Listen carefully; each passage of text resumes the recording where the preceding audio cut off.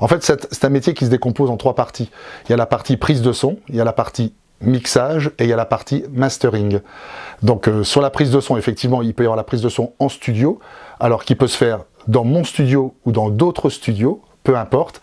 Et il y a les prises de son extérieures, donc c'est soit les concerts live, c'est-à-dire on est en situation de concert devant un public, il faut faire la prise de son de la manifestation en cours, ou ça peut être de la prise de son spécifique dans des auditoriums, pour les orchestres d'harmonie, les grands orchestres, donc là qui sont enregistrés spécifiquement dans des auditoriums. Tout ce travail est ramené ensuite en studio, et là je passe dans la partie mixage, où toute la prise de son en fait est réduite, éditée, réduite en stéréo, et ensuite passe à la phase de mastering, qui est la phase finale du traitement du son.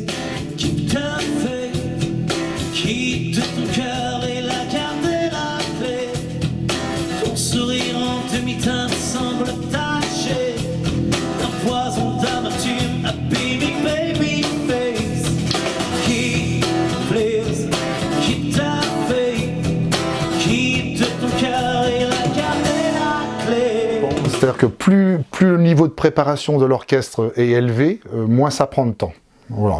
Globalement, faut savoir que plus le projet est préparé en amont, plus ça va vite. Alors quand je dis ça va vite, effectivement, après il y a toujours le phénomène subjectif, on aime bien, très bien faire quand on fait un enregistrement, donc on va des fois beaucoup plus loin que ce que le public demande, à savoir, on veut d'abord être content de ce qu'on a fait avant que le public lui soit content de ce qu'il va entendre. Nous, on va à la pêche.